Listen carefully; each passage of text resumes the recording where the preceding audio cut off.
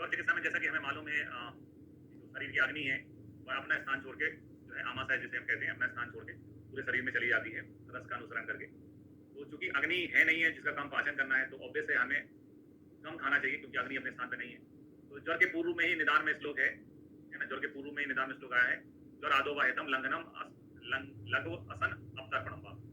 या तो लघु खाना खाना चाहिए या फिर यानी कि हल्का भोजन खाना चाहिए या फिर अवतर्पण करना चाहिए, है ना? लघु भोजन या अवतर्पण करने के लिए बोला है ज्वर के पूर्व में। कहाँ लिखा है ये? निदान स्थान में लिखा था ये। फिर आते हैं ज्वर में अपत्य, है ना? ज्वर में अपत्य क्या है? तो नव ज्वरे दिवा स्वप्न स्नान अभ्यंग अन्न मैथुनम क्रोध प्रभात व्यायाम कषायश्च विवर्जित। यानी ज्वर में दिवा स्वप्न यानी दिन में सोना, स्नान करना, अभ्यंग यानी कि नहाने के बाद में तेल वगैरह लगाते हैं शरीर में, अभ्यंग करना। फिर उसके बाद में अन्न का सेवन करना, है ना? अन्न खाना मना है, अग्नि अपने स्थान पे नहीं है। मैथुन, है ना? क्रोध करना, प्रभात यानी कि जो है जब तबीयत खराब होती है तो अपना कान वगैरह ढक लेते हैं अपन, हवा ना लगे ताकि। प्रभात यानी सीधी वायु जो तेज वायु होती है उससे बचना। व्यायाम और कसाय रस, है ना? कसाय भी जो है उसके बारे में लिखा है, जो है उसका निषेध है। यहाँ पर एक क्वेश्चन हमेशा दिमाग में बढ़ता है कि ज्वर में जो है कसाय कल्पनाओं का निषेध है कि जो है कसाय रस का निषेध है। तो जो कसाय रस से बना जो है उसका निषेध है, लेकिन कसाय कल्पनाओं का निषेध नहीं है। कसाय कल्पनाओं में सभी चीजें आती है, रस है, स्वरस है, खून है, पटी है, कल्प है, क्वाथ है, कल्पनाओं का नहीं है, है ना?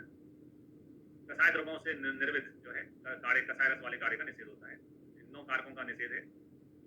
क्यों जो है इन अगर अपन ऐसा करते हैं ज्वर में अपन कसाय रस का सेवन कर लेते हैं, कसाय रस का मना है, लेकिन अगर अपन कसाय रस का सेवन कर लेते हैं तो उसका परिणाम क्या होगा?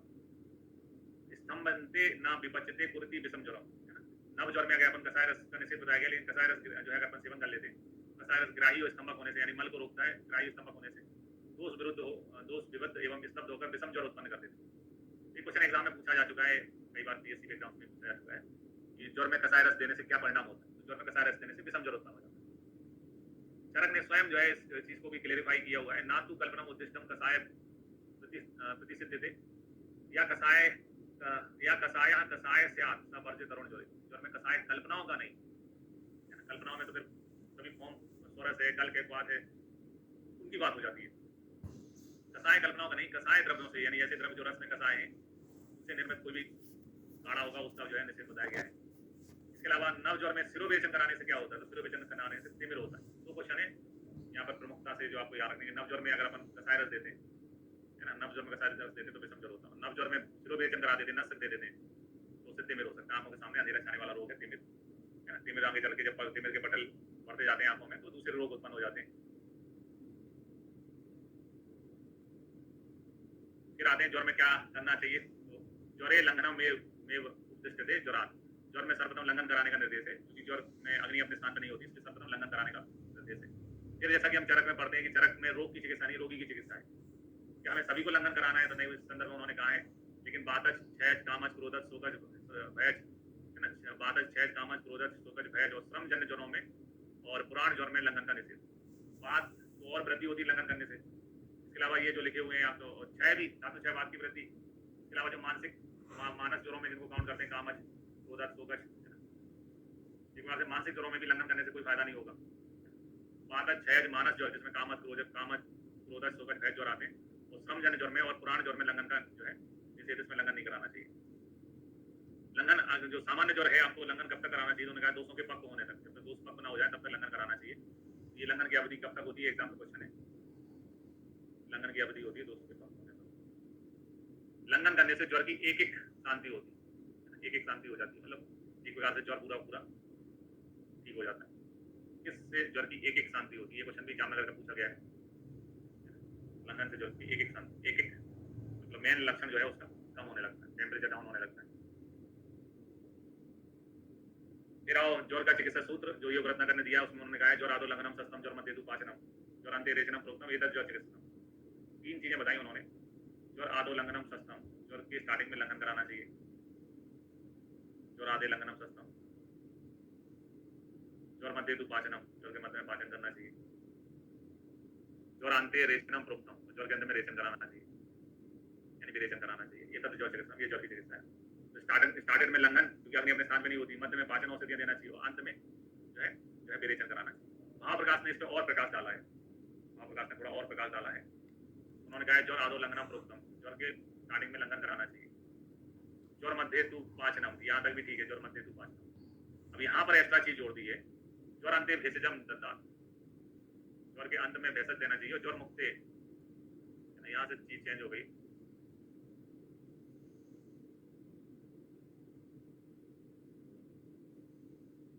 ज्वर अंत्य भेषजम दत्तात्, पहले पाचन औषधि होगी, फिर भेषज शब्द आ गया।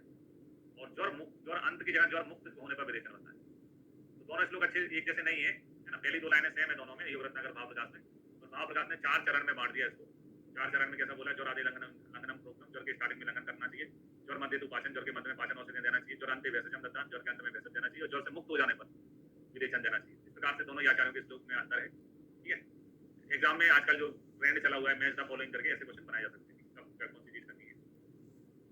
अब आते हैं, मैंने बोला था सप्ताह है ना, एक सप्ताह तक ज्वर क्या कहलाता है, तरुण ज्वर कहलाता है। तो अपन नव ज्वर में कह रहे थे कि क्या चीजें करना नहीं करना। एक सप्ताह तक क्या होते हैं, साथ देने के लिए किसको बोला अपने, तरुण को। एक सप्ताह का ज्वर है जो तरुण ज्वर कहलाता है। उसमें लिखा है लंघनम स्वेदनम कालो यवागो तिक्वा रस पाचन्या विपाकनम दोषाणम तरुण ज्वर। ये क्वेश्चन आया था एआईपीजीटी में, एआईपीजीटी में क्वेश्चन आया था। तो जो तरुण ज्वर में क्या करना चाहिए, आपको लंघन कराना चाहिए। लंघनम स्वेदनम, लंघनम स्वेदनम काल यानी थोड़ा ड्यूरेशन है ना, क्योंकि तरुण ज्वर 7 दिन तक रहता है, तो है ना, काल 8 दिन तक है। इसके अलावा एक तरह साधित यवागु है ना, ये दोषों के आम के पाचन पाचनों के विपक्व होने तक जो है तरुण ज्वर में देना चाहिए। लंघन स्वेदनम कालो यवागु तिक्वा तिक्तरस, इस श्लोक की लाइन है, ये इम्पोर्टेंट, ये ध्यान रखना पड़ता है। यानी कि है ना, आपको ज्वर में लंघन कराना है, स्वेदन पसीना लाना है, पसीना लाने पर ज्वर कम होता है। ये सारी चीजें एक समय अवधि तक करनी है, 8 दिन तक। और एक तरह से सादे यवागु लेना है। खाने में आपको ऑप्शन मिल गया है, अभी तक एक ऑप्शन था कि आपको लंघन करना है, लेकिन क्या खिलाना है उसमें इन्होंने तिक रस साधित यवागु बताया। यवागु भी इजी टू डाइजेस्ट होता है, आसानी से पच जाता है। तो तिक रस जो होता है वो ज्वर सामक होता है, पित्त सामक होता है। तो तिक रस साधित यवागु बताया तरुण ज्वर में।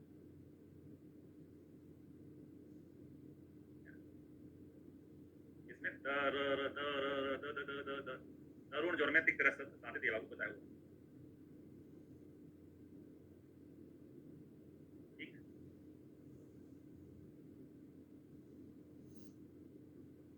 फिर आते पीने को क्या देना चाहिए। पीने के लिए ऑप्शन बताया उन्होंने, सड़न पानी का प्रयोग करना चाहिए। पीने में बताया कि सड़न पानी का प्रयोग करना चाहिए।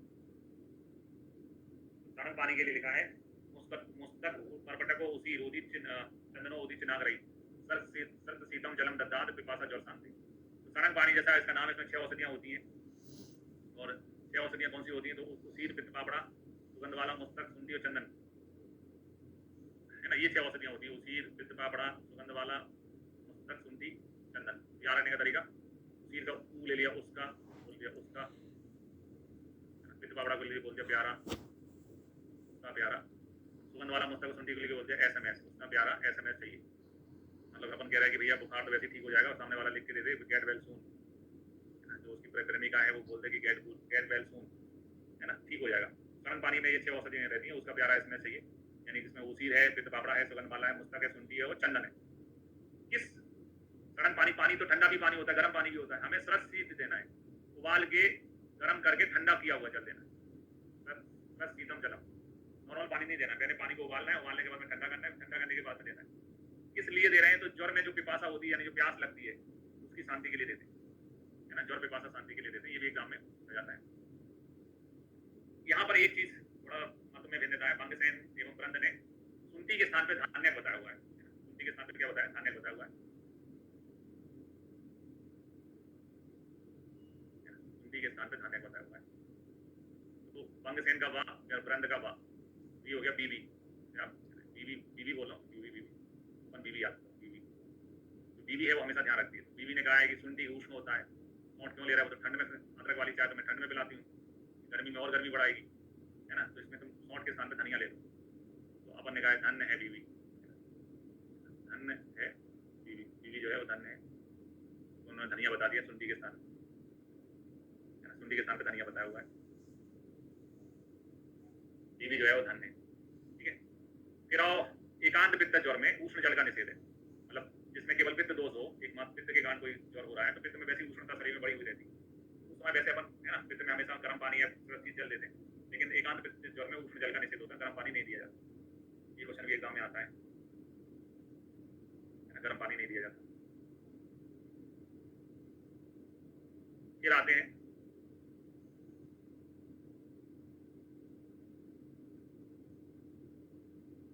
ज्वर में बमन कराते कि नहीं कराते हैं। तो बमन के निर्देश है ज्वर में, बमन के लिए लिखा है बमन कराना चाहिए।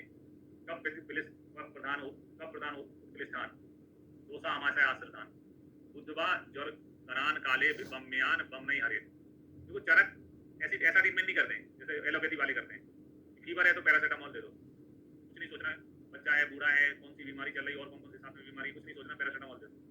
चरक रोग की नहीं रोगी की चिकित्सक है, क्योंकि बमन करा सकते हैं। बमन ज्वर में नहीं होगा, बमन ज्वर के उस रोगी में होगा, जिसमें कफ प्रधान दोष होंगे। वो पेशेंट जिसमें ज्वर में कफ प्रधान दोष होंगे, आमाशय आश्रित होंगे, क्योंकि बमन आमाशय से दोषों को बाहर निकालने की प्रक्रिया है। कफ का हरण होता है बमन से, कफ से बमन है ना, बमन से कफ का हरण होता है, आमाशय से दोषों को निकाला जाता है। उत्कृष्ट दोषों में बमन के लिए अपन दोषों को उत्कृष्ट कराना पड़ता है, और जो रोगी बमन के योग उनको बमन करा सकते हैं। तो ये बमन के लिए बोला है, कफ प्रधान दोष में आमाशय जो है आश्रित हो, उत्कृष्ट दोषों में बमन के योग हो तो उनको करा सकते हैं। तरुण ज्वर, लेकिन तरुण ज्वर है मतलब है ना, 1 सप्ताह से पहले का ज्वर है, तरुण ज्वर में बमन का निषेध होता है।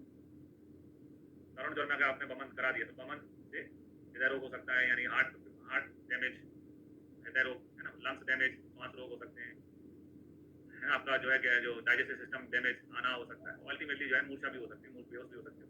बहुत ज़्यादा एक्सेसिव जो है जब जल निकल जाएगा शरीर में बमन के माध्यम से तो मूर्छा भी आ सकती है। तो ये हृदय रोग, श्वास रोग आना और मूर्छा रोग हो सकते हैं यदि अपन तरुण ज्वर में बमन कराते हैं। ठीक है, मृत्यु नहीं लिखा है, मृत्यु हो जाएगी, हृदय रोग श्वास रोग आना हो सकता है,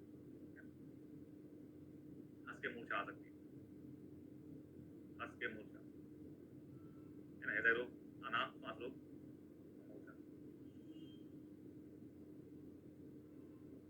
फिर यवागु कब तक खिलाना है? यवागु में 1:6 का रेशो होता है, अपन को मालूम है। यवागु में लिखा है कि काल तेलंगाना और बमन पश्चात जब तक ज्वर मृदु ना हो जाए 6 दिन तक जो है यवागु का सेवन कराना है। यवागु का सेवन जो है कितने दिन तक होता है? 6। तो ये भी एक चीज जो सिंपल है याद रखने की, यवागु में कंडोल और जल का रेशो 1:6 ही होता है, 6 दिन तक देते हैं। और यवागु में कंडोल यानी कि चावल के गाना और जल का रेशो 1:6 ही होता है। तो 6 दिन तक जो है यवागु पान कराने के लिए बोला है। अब वो चरक वही है, चक में जो भी चीज लिखी वो रोग की चिकित्सा नहीं, रोगी की चिकित्सा है। अगर कौन से रोगी में अपन ऐसा नहीं करेंगे, निषेध बताए। यवागु का उन्होंने कहा जो मदाते का रोगी है, जिसने मध्य का सेवन कर रहा है, जिसने मध्य से भी है, मध्य का सेवन कर रहा है, इस ऋतु चल रही हो, पित्त कब के दिखता हो, पी के है ना, मध्य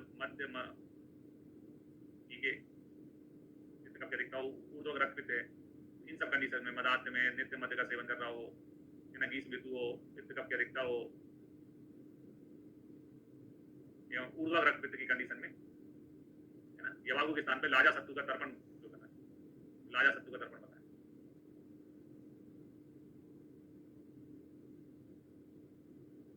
लाजा सत्तू का तर्पण। फिर आप दातून कर सकते हैं कि हाँ, तो दातून कर सकते हैं।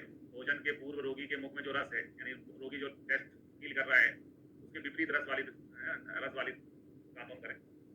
फिर आप कसाय समन, कसाय का प्रयोग करना चाहिए। पाचनम समनियम व कसाये पाये बिसक, है ना, ज्वर रीतम सड़े अतीते लघु अन्यम प्रतिभोजनम, यानी कि प्रथम 6 दिन बीत जाने के बाद में 7वें दिन लघु अन्न करा के ज्वर वाले पेशेंट को है ना, सड़े अतीते, देखो ये सब लिखा ना, सड़े अतीते यानी 6 दिन बीत गए, प्रथम 6 दिन बीत जाने पर लघु अन्नम प्रतिभोजनम, लघु अन्न करा के फिर जो है आपको पाचन और समनीय कसाय का प्रयोग करना चाहिए।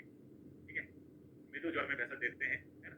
ज्वर में सप्त धातु मलों का पाचन 1 सप्ताह यानी 7 दिन में होता है। सप्त धातु मलों का पाचन 7 दिन में हो जाता है। आम दोष होने पर पाचन कसाय का प्रयोग करना चाहिए, और निराम हो गए हो, दोष पक्व हो गए हो तो समन कसाय का प्रयोग करना चाहिए। पाचनी समनी कसाय बताए हैं आचार्य ने, पाचनी और समनी कसाय बताए हैं। आम दोष में पाचन कसाय और निराम दोष में समन कसाय का प्रयोग करना चाहिए। आम और निराम मतलब जब अपन जो खाना खाते हैं वो इजीली तो डाइजेस्ट होने लगता है, वो निराम अवस्था होती है, और जब जो है अच्छे से डाइजेस्ट नहीं होता तो आम दोष की उत्पत्ति होती है। अग्नि अपने स्थान नहीं है तो ये कंडीशन बननी है। ठीक है, 6 दिन के बाद 7वें दिन लघु अन्न करा के फिर भेषज देते हैं। इसके बाद में आते हैं घृतपान में। तो घृतपान में लिखा है कफ मंद एवं बात ज्वर में 10 दिन बाद में जो है घृत देना चाहिए।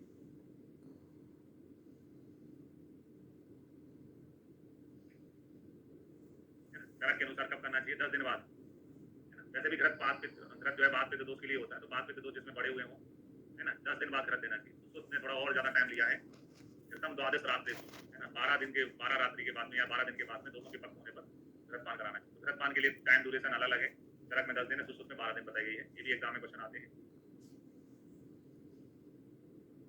चरक में 10 दिन है और गतम द्वादश 12 दिन जो है अच्छा। फिर ये लाइन आती है यहाँ पर, ज्वरा कसाए वमने लंघने लघु भोजनई रूक्षस ये न समयंती सर्पी देशाम विसर्जितम। यहाँ देखो चरक का श्लोक है, चरक ज्वर चिकित्सा का 216वां। यहाँ विसर्जितम शब्द आया है। पहले रसायन चैप्टर में पढ़ा था कि विसर्जितम जो है औसत का पर्याय है, वो किसने बताया? भागवत ने बताया। लेकिन ऐसा नहीं है कि चरक को इसका नॉलेज नहीं था विसर्जितम शब्द है ना। आचार्य चरक को भी मालूम था विसर्जितम शब्द होता है, औसत का पर्याय है ना। एक श्लोक है यन्ने नास्ति तत्किंचित, जो चरक में वो सब जगह है, लेकिन जो चरक में नहीं वो कहीं नहीं है। इस प्रकार से विसर्जितम शब्द यहाँ चरक ने बताया कि क्या होता है। उसमें चरक ने कहा है कि ज्वर में घृतपान कसाय पान कराने से, यानी कसाय काढ़ा पिलाने के बाद में, पमन कराने के बाद में, लघु लंघन कराने, लघु भोजन के बाद में भी है ना, रूक्षता से ज्वर का संबंध नहीं होता, तो उसमें घृतपान को विसर्जितम का है ना, घृतपान का यूज करना चाहिए।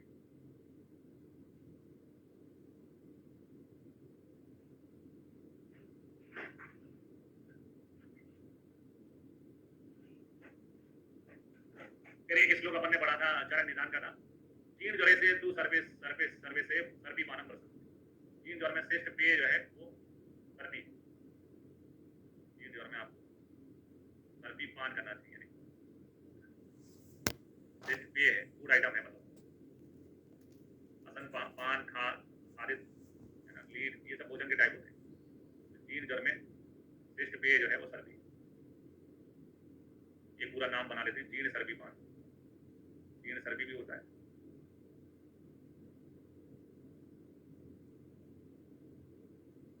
इसके अलावा महाप्रकाश में आते हैं तो महाप्रकाश ने जीर्ण ज्वर में गुण पिपली भी बताई है ना, गुण पिपली का यूज करना चाहिए।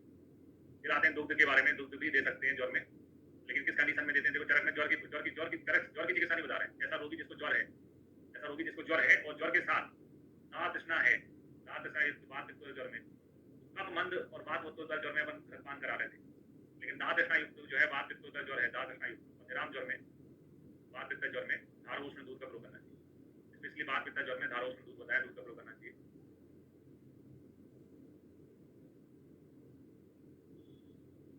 बात पित्तोदर ज्वर में दूध का प्रयोग करना चाहिए।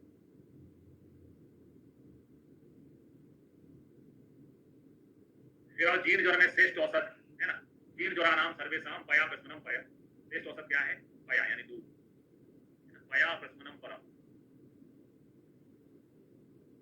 ये पूरा शब्द याद रखना है, पया प्रस्मनम पया परम पंपा, पया प्रस्मनम परम।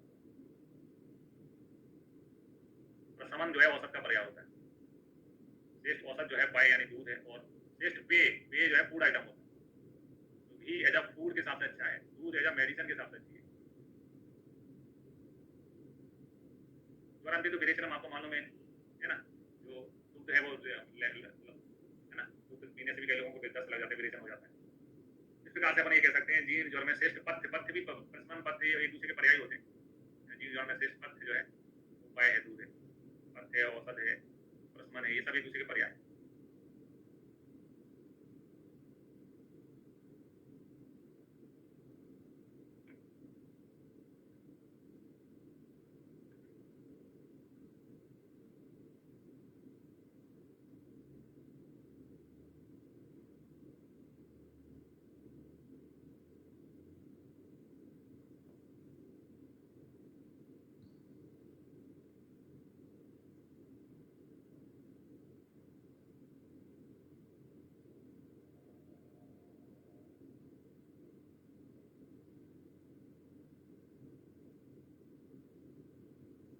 देखो निर्देश एक होता है, निर्देश का मतलब होता है यस, देना है भैया, निर्देश है। एक होता है निषेध, निषेध का मतलब है मना, नो, मना है। यावागु श्लोक में लिखा है कब देना है भाई, 6 दिन बाद देना है, श्लोक में लिखा है, उसमें क्या कंफ्यूज होना है ना। 6 दिन तक यावागु पान कराना है। लंघन कर रहा है तो लंघन कर रहे हो आप ज्वर में, लंघन का मतलब ये नहीं कि भूखे पेट रहना, कुछ ना कुछ तो खाना है, तो आप यावागु दे सकते हो, ये मतलब है।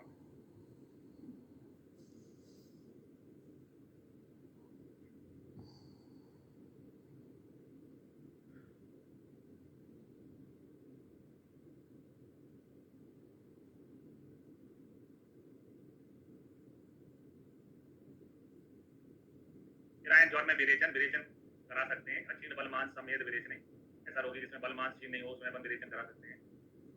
गिराएं ज्वर में निरू दे सकते हैं कि नहीं दे सकते हैं, निरू बस्ती दे सकते हैं, किस कंडीशन में देना है।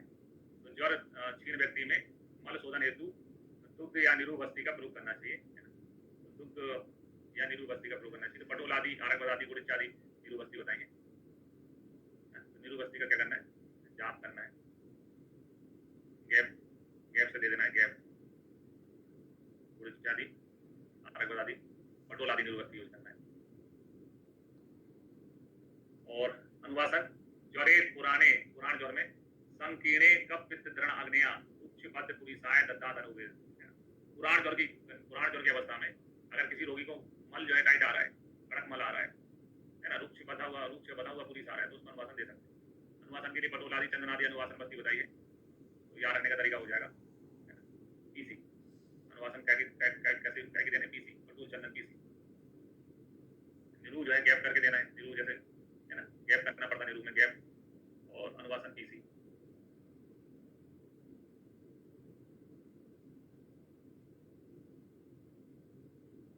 निरू गैप, अनुवासन पीसी, पटोल आरक और गुड़ इत्यादि, तो हो गया गैप और पीसी यानी पटोल चंदन।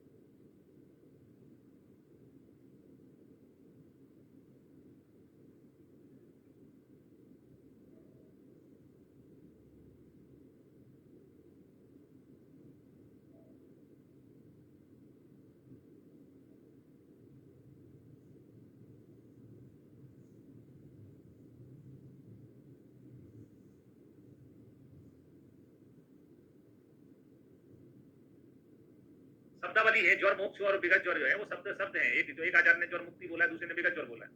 विगत का मतलब जो चला गया, ज्वर मुक्ति यानी जो ज्वर ठीक हो गया।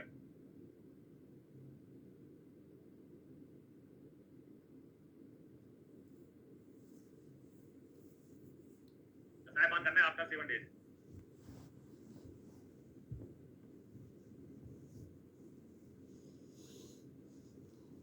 नहीं 7 days, 7वें दिन लघु अन्न करा के फिर उसके बाद देना।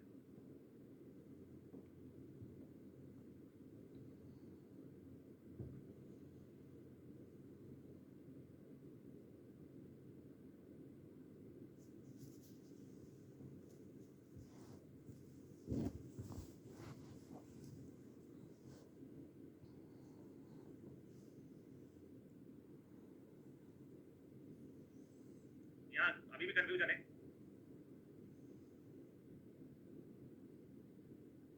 वही है जीर्ण ज्वर।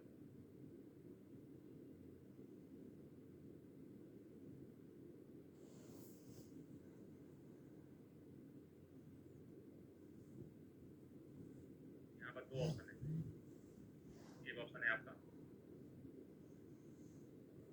सर्पी।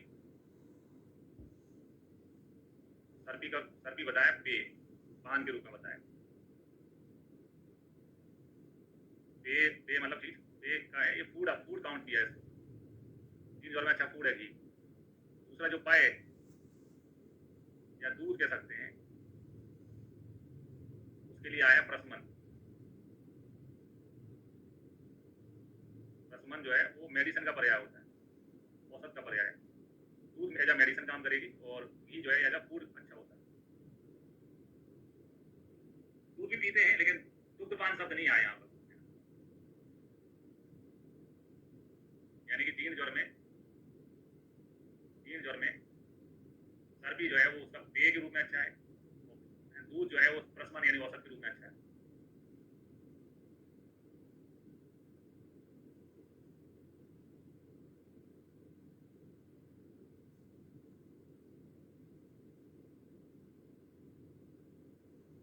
देखो सोहेल का जो प्रश्न है, देखिए यहाँ बताएं, शास्त्र में जिस रूप में जो चीज लिखी उसी रूप में पूछा जाना कर्तव्य होता है। देखो यार, जो एग्जामिनर क्वेश्चन पेपर बनाता है वो एमडी होता है, पीएचडी होता है, किसी डिपार्टमेंट का हेड होता है।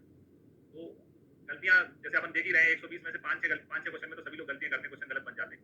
और मैक्सिमम टाइम जो है एज एट एज जैसा बुक में मेंशन होता है वैसे क्वेश्चन पूछे जाते हैं। ठीक है,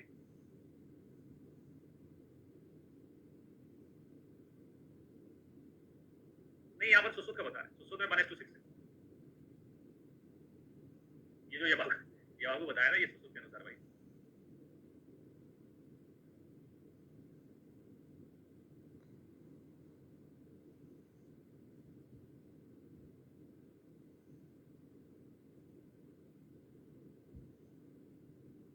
हैं ज्वर में मूत्र विरेचन, यानी नष्ट करा सकते हैं कि नहीं करा सकते।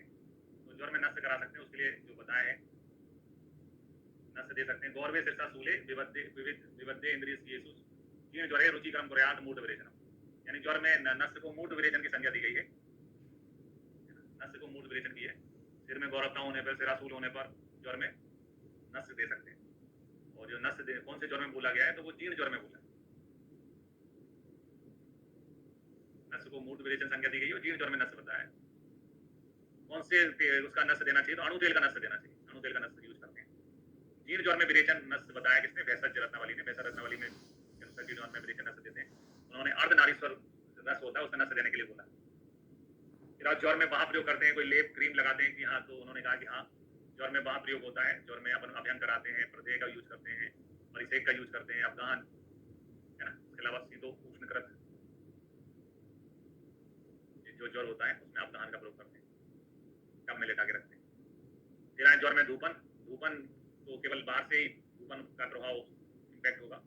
तो त्वचा आश्रित दोषक ज्वर में, इसमें त्वचा में दोष आश्रित हो तो उसमें धूपन कराना चाहिए। फिर और रक्ताभिषेचन कराते कि नहीं कराते, रक्त मोक्षण, तो रक्त मोक्षण भी कराते हैं। रक्त मोक्षण हमने कहा है शाखा अनुसारी ज्वर में, है ना, शाखा अनुसारी ज्वर में रक्ताभिषेचन कराना चाहिए, रक्त मोक्षण कराना चाहिए। फिर यहीं पर सन्निपात ज्वर के लक्षण बताए आचार्य चरक ने फिर से। क्षणे दाह क्षणे शीता अस्थि संतो शिरो रोजा, ये चरक की लाइन है कि जिसमें क्षण भर में दाह महसूस होती है, क्षण भर में शीतलता महसूस होती है, अस्थि में सिर में रोजा महसूस होती है। तो ये थोड़ी सी कैची लाइन है, मतलब टिप ऑफ टंग पे आसानी से चढ़ती है। क्षणे दाह क्षणे शीता अस्थि संतो शिरो रोजा, ये वाली लाइन कौन से ज्वर के लिए कही है, वो एग्जाम में पूछी जाती है। इसके अलावा दूसरे आचार्यों के शब्द जो है, सन्निपात ज्वर में इन्हें निर्भुग्ने शब्द यूज किया है आचार्य ने। एक शब्द यूज किया निर्भुग्ने, शरीर टूटा हुआ जैसा लगता है। पुलिस नेत्र और पूजन, पूजन भी जो है वो सन्निपात ज्वर का लक्षण आचार्य सुश्रुत ने बताया है। ये थोड़े शब्द स्पेशल है, निर्भुग्ने, पुलिस नेत्र, पूजन, ये ना, ये सुश्रुत के अनुसार पूजन जो है वो सन्निपात ज्वर का लक्षण है। चिकित्सा में आते तो चिकित्सा में लिखा है वर्धनेन एक दोषस्य क्षपणस्य उच्चतस्य वा कब स्थान अनुपूर्वा सन्निपात ज्वर। एक दोष को बढ़ाकर दूसरे बड़े हुए दोष को घटाकर, वर्धनेन एक दोषस्य, एक दोष को बढ़ाकर, और जो क्षपणे तो उच्चतस्य, जो बड़ा हुआ दोष है उसको क्षपण यानी घटाकर, है ना। बात पित्त कफ, सन्निपात उसे कहते हैं जिसमें बात दोष होता है, पित्त दोष होता है, कफ दोष होता है। तो सबसे पहले किसकी चिकित्सा करना है, बात की, पित्त की, कफ की। यहाँ निर्देश दिया है कि सबसे पहले कब स्थान अनुपूर्वा चिकित्सा करना चाहिए। कब स्थान अनुपूर्वा और किस व्याधि में आती है, ये जल्दी कमेंट में बताओ मुझे।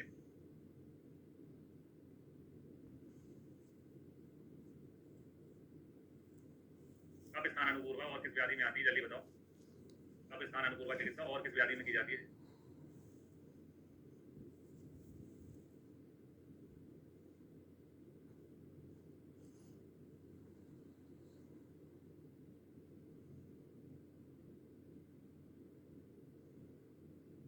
यस, मदात इज राइट आंसर। मदात बिल्कुल सही है ना। कब स्थान अनुपूर्वा चिकित्सा जो है मदात में की जाती है।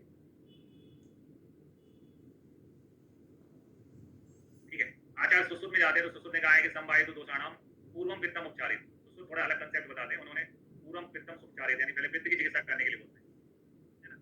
बेचारा भी मानते हैं कि जो है मंदाग्नि के कारण होता है, मंदाग्नि तो पहले कफ को ठीक करो, है ना। जो मंदाग्नि के कारण होता है, मंदाग्नि कफ के कारण होती है, तो कफ को ठीक करो, चरक ये मानते हैं। कफ स्थान के अनुसार चिकित्सा करने के लिए बोलते हैं, जबकि ये तीनों दोषों में पहले पित्त की चिकित्सा करने के लिए बोलते हैं, है ना, आचार्य सुश्रुत। फिर आपने पढ़ा था कि सन्निपात ज्वर का जो है वो मतलब उपद्रव और अनिष्ट लक्षण दोनों होता है। कर्णमूल सूत, कर्णमूल सूत की चिकित्सा बताई है। कर्णमूल सूत में रक्त मोक्षण कराना चाहिए, घृतपान का प्रयोग करना चाहिए, हृदय लेप लगाना चाहिए, नस कवल ग्रह चिकित्सा बताई है ना। क्योंकि कान में कोई चीज है तो कान नाक या आपस में जुड़े हुए हैं, तो नस कवल ग्रह भी बताए। फिर आते हैं ज्वर में जो है अन्नपान। अन्नपान के लिए कहा है कि मोदक, मसूर, चना, कुलथ और मोठ और यूज, है ना, मोठ का यूज करना चाहिए। तो दालों में यहाँ पर कुलथ जो है वो पत्त बताइए ज्वर में। ज्वर में कुलथ दे सकते हैं, जबकि रक्त पित्त में कुलथ या आधार बताई जाती है, क्योंकि कुलथ अम्ल पित्त जाना नाम, एसिडिटी करती है, पित्त को पैदा करती है, इसलिए रक्त पित्त में बना रहती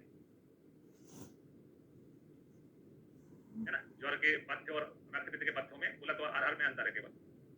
ज्वर में कुलथ देते हैं और रक्त पित्त में आधार यूज करते हैं, है ना। ये ज्वर का है। फिर और जीर्ण ज्वर में मूंग दाल और करेले का निषेध बताया भागवत ने कि जीर्ण ज्वर में मूंग दाल और करेला नहीं सेवन करना चाहिए, करेले का मना किया हुआ है। लोग है पटोल पत्रम साफलम कूलकम पाप चेलिकम करकटो कर्कोटक कठिलका चा विद्यात साखम ज्वर हितम, यानी कि पटोल पत्र, है ना, औषधि के रूप में भी अच्छे होते हैं और भाजी भी बनती है पटोल की। तो पटोल पत्र है, फल में करेला जो है कूलकम यानी करेला, है ना। एक तो तो करेला ऊपर से नीचे चढ़ा है ना, कूलकम जो करेला, और पाप चेलिकम यानी पाटा, और कर्कुटा कठिला के रक्त पुरानवा को बोलते हैं, पुरानवा भी साथ यूज होती है। ये सभी ज्वर में हितकारी है। तो स्पेशली चरक तो बोलते हैं करेला अच्छा है, ये चरक टेस्ट हो गया, तो चरक तो करेला करेला यूज करने को बोलते हैं, लेकिन भागवत ने करेला मना किया हुआ।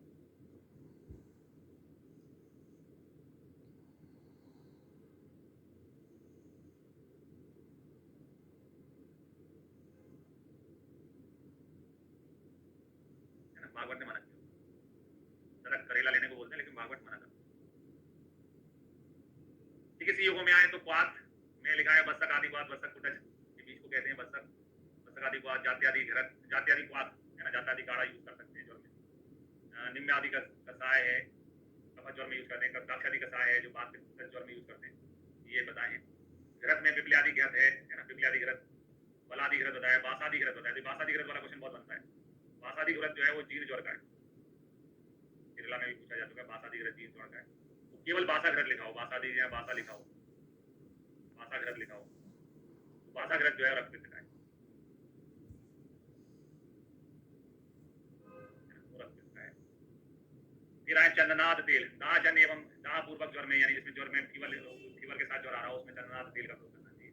और मतलब जलन के साथ में फीवर आ रहा है ना, तो चंदन शीतल होता है, चंदनाद तेल लेना चाहिए। जिसमें ठंड के साथ में ज्वर आ रहा है उसमें अगरू का प्रयोग करना चाहिए।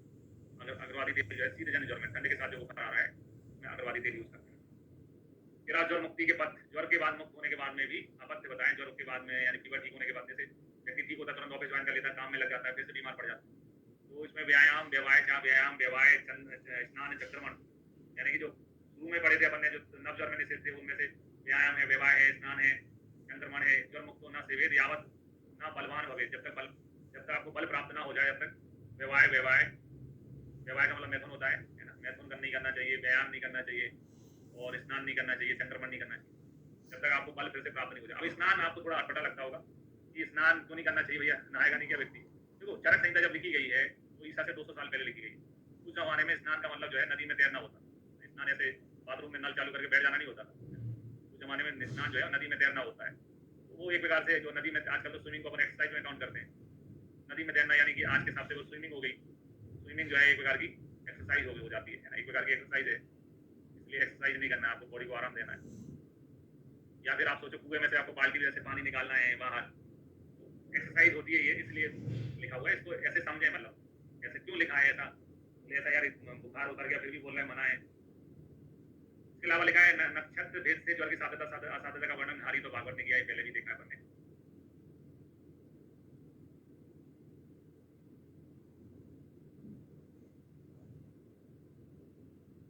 आहार जो है बात को बढ़ाता है, जो भी दालें होती हैं वो बात है ना, बात को बढ़ाती है ज्यादातर, पित्र में उतना रोल नहीं है। पित्र जैसा कुलत है, जितनी ज्यादा पित्र के लिए नुकसानदायक उतनी नहीं है।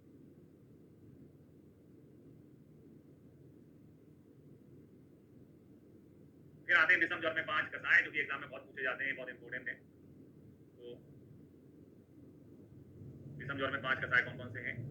तो संतत में बताया है, संतत में बताया कलिंगादि क्वाथ, जिसके घटक होते हैं पटोल और कलिंगक। संतत को याद रखने का तरीका है, पटोल और कलिंगक को याद कर लो, तो इसको बोल सकते हैं पीके। सतत में बताया पटोल आदि क्वाथ, जिसमें पटोल और सारीवा होती है ना, पटोल सारीवा मुस्तक आटा कटुक रोहिणी भी होती है।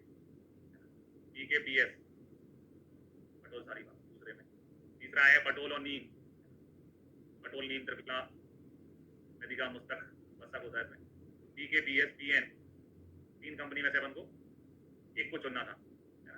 तो चौथे में आ गया जो है चित्रक है ना, चंदन अमृता विश्वेश्वर।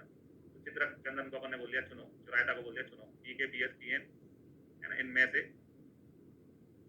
चुनो गोरी, इसमें गुड़जी आमलक होता है, चुनो गोरी। ऐसे करके घटक याद रखने है ना, किसमें कौन से हैं।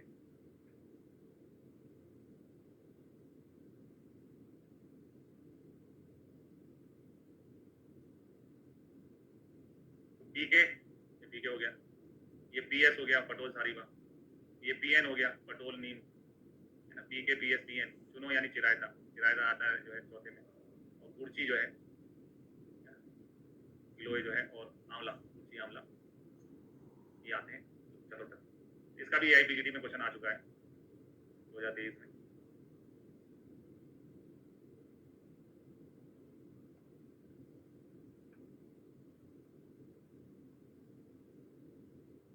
विषम ज्वर की चिकित्सा में विष्णु सहस्त्र मूर्धान यानी भगवान विष्णु के सहस्त्र नाम का पाठ करने के लिए बोला। विष्णु विष्णु विष्णु विष्णु विष्णु विष्णु मतलब विष्णु जी का 1000 बार नाम लेने के लिए बोला है चरक ने, है ना। यानी दिव्य व्यापार से चिकित्सा जिसको अपन कहते हैं, वो एक प्रकार से उसका इनपुट दिया है कि भगवान विष्णु का जो है 1000 बार नाम लेना चाहिए।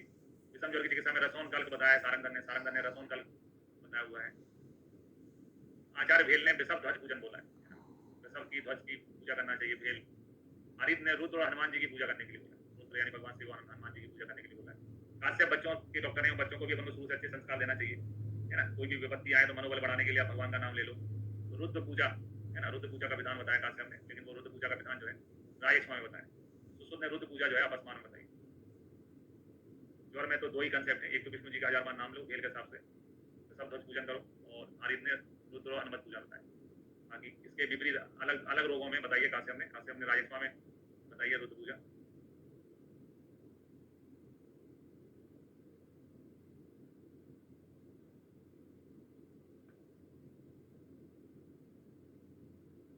है ना, राजस्वा में बताइए काश्यप ने,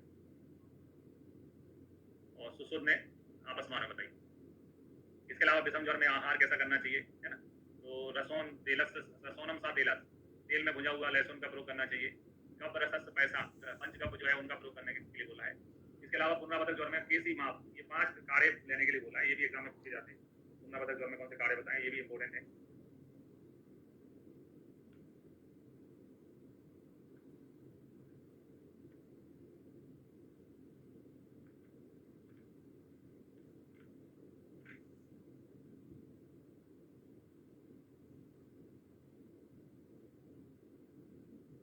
कौन कौन से काढ़े हैं ये 5 केसी माप। के का मतलब हो गया यहाँ पर कुटकी, के का मतलब यहाँ पर कुटकी। सी का मतलब यहाँ पर चिरायता। माप का मतलब यहाँ पर मोथा, नागर मोथा, और अमृता यानी किलोए, और पित्त पापड़ा।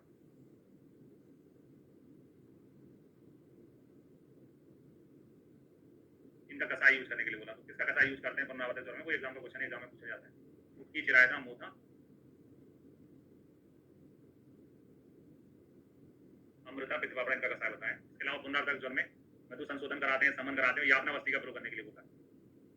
तो कौन सी बस्ती दी जाती है, वो उत्तराखंड पीजी का पूछा गया क्वेश्चन है। ज्वर पुनरावर्तक ज्वर में, यानी कि एक रिपीटेशन हो जाता है ज्वर का, अगर ज्वर में अपन पत्थर का सेवन नहीं करते तो दोबारा से आ जाता है, पुनरावर्तक ज्वर होता है वो।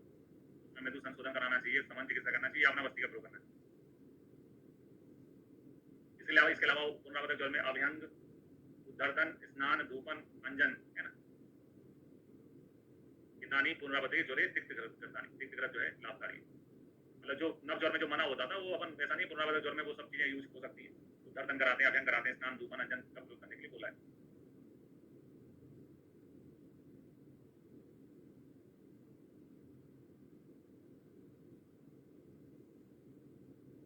ठीक है, अब वो एक चीज छूट गई है, जो धातुगत ज्वर है वो छूट गया है, तो मैं ब्रेक मतलब रीस्टार्ट कर रहा हूँ। थोड़ा सा पोर्शन है वो धातुगत ज्वर का अपन देख लेते हैं, चरक वाला पोर्शन अपना कंप्लीट हो जाएगा।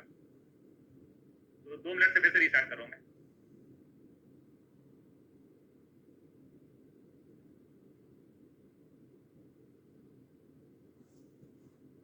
रक्त चिकित्सा बहुत महत्वपूर्ण चैप्टर है इस तरह का।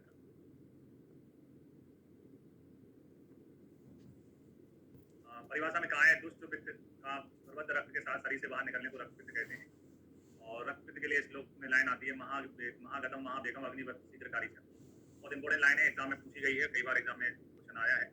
अग्नि के समान शीघ्रकारी होने वाला रोग है महागतम महाबेगम अग्निवत शीघ्रकारी। पूरी लाइन एग्जाम में पूछी जाएगी, केवल महागत नहीं पूछा जाएगा। महागत तो आदत वाले बेस को कहते हैं। पूरी लाइन आती लिख के, महागतम महाबेगम अग्निवत शीघ्रकारी, यानी अग्नि के समान शीघ्रकारी होने वाला रोग है। निरुक्ति में कहा है संयोगात दूषणात सामान्य गंध वर्ण्यो रक्तस्य पित्तम आख्यात रक्त पित्त मनीषी। यानी कि पहले तो जो है पित्त जो है द्रवांश में और उष्णांश में वृद्धि होती है, और उसके बाद में पित्त का आश्रय रक्त रहता है, तो रक्त को भी अपने समान गंध वर्ण वाला बना देता है ना। उस रोग को हम रक्त पित्त के नाम से जानते हैं। रक्त पित्त में निकलने वाला जो स्रावी रक्त होता है उसका सोर्स कहाँ से होता है, मतलब जैसे जैसे ऊर्ध्वक रक्त पित्त में जो स्राव है वो नाक से निकलता है, मुंह से निकलता है। वो नाक या मुंह का लोकल जो है ब्लड नहीं होता, उसका मूल जो है यकृत प्लिया होता है। यकृत प्लिया की हम बात करें तो यकृत प्लिया ना केवल स्रावी रक्त का आश्रय है रक्तपित्त में, और इन जनरल अपन बात करें तो रक्त स्रोतस के मूल भी है ना, मतलब ओवरऑल अगर अपन बात करें तो रक्त स्रोतस के जो मूल है वो भी यकृत ही होते हैं।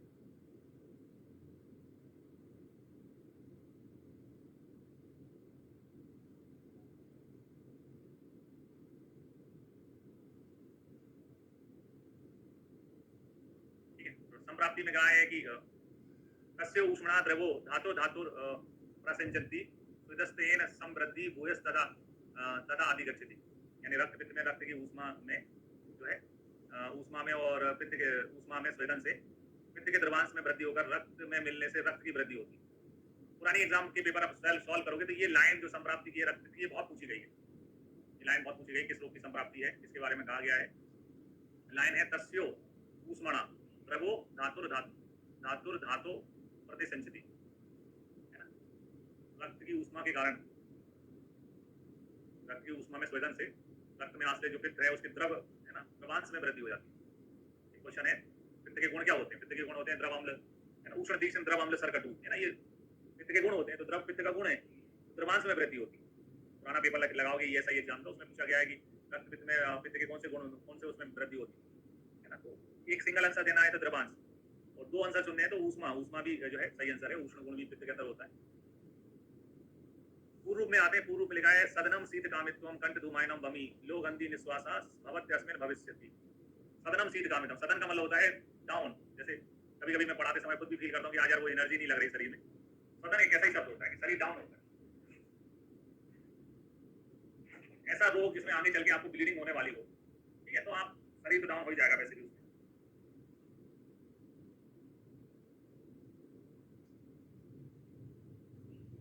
सदनम शीत कामित्वम कंठ धूमायनम बमी लो गंधी निश्वास, श्वास में लोहे की समान गंध आती है। ये इंपोर्टेंट लाइन है जो आचार्य सुश्रुत ने बताई है, लो गंधी निश्वास, लोहे की समान गंध आती है। जो व्यक्ति जिसके संपर्क में रहता है उसे उसकी गंध आती है। अब सुश्रुत जो है वो है सर्जन, शल्य चिकित्सक। शल्य की ज्ञाता है, शल्य में क्या पढ़ते हैं अपन? यंत्र शस्त्र। यंत्र शस्त्र कैसे बने होते हैं? लोहे के बने होते हैं कि नहीं होते हैं? जो चीज दिन रात जिस चीज के संपर्क में रह रहे हैं उसी की गंध आती है। तो सुश्रुत का जो पूर्व का श्लोक है उसमें केवल लो गंधी लिखा हुआ है, क्योंकि अन्य आचार्यों के हिसाब से अपन देखते हैं, सुश्रुत को छोड़ के दूसरे आचार्यों की बात करते हैं। तो चरक में है लो, लोहे के बाद में लोहित, है ना, लोहित यानी रक्त को कहेंगे। मत्स्य आम गंधी, है ना, उसको पढ़ेंगे तो उसमें लिखा लोह लोहित मत्स्य आम गंधस्यत्वम स्वरक्षया।